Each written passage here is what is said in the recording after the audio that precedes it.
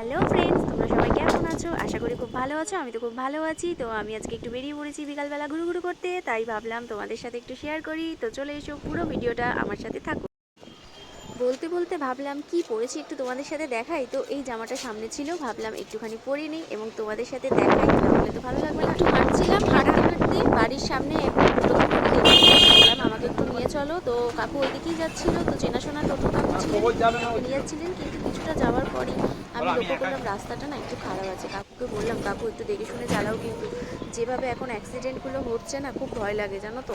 তো কাকু যাই হোক ভালোভাবেই শুনেছে এবং উনি কিছুটা যাওয়ার পর আমাকে নামিয়ে দিয়েছে। তো আমি আর কিছুটা হেঁটে হেঁটে যাচ্ছিলাম। কিছুটা হেঁটে যাওয়ার পর আমি যেই উদ্দেশ্যে গেছিলাম, মানে মায়ের দর্শন প্লাস মেলা ঘোরা, তো দুটোই আমার সফল হলো। তো মাকে আমি আগে একদম ভালো করে দেখলাম এবং সেখানে ঠাকুরমশাই খুব ভালোভাবে প্রসাদ দিচ্ছে, চরণামৃত দিচ্ছে, মাকে ভালোভাবে নমস্কারও করতে পারছি, একদম ঠেলাঠেলি হচ্ছে না।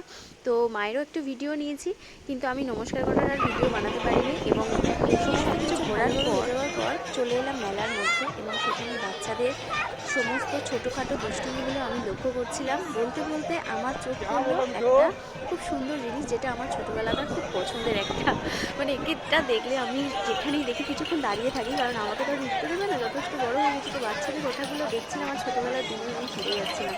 মনে হচ্ছিল যে আমি যদি আবার এইরকম দিনটা ফিরে পেতাম। তো যাই হোক, ভালো করে মজা করলাম, মানে দেখে খুব মজা লাগছিল ছোটো ছোটো বাচ্চাগুলোর এই আনন্দ, যেটা সত্যি খুব অপূর্ব দেখতে লাগে।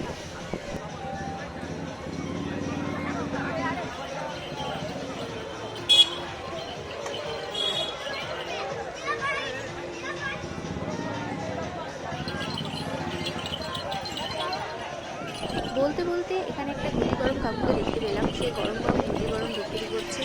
পাশে আরও অনেক কিছু ফুড স্টল বসেছে। আমি আইসক্রিম খাচ্ছিলাম, আইসক্রিম খেতে খেতে আমার আইসক্রিম দেখা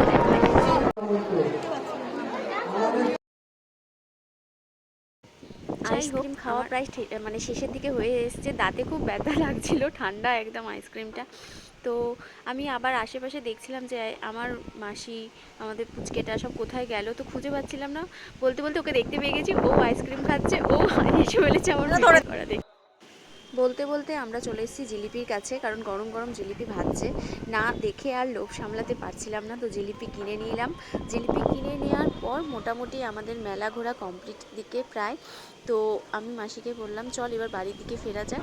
তো জিলিপি কিনে নিয়েছি, জিলিপি কিনে নিয়ে আমি এখন বাড়ির দিকে মানে রওনা হচ্ছি। তো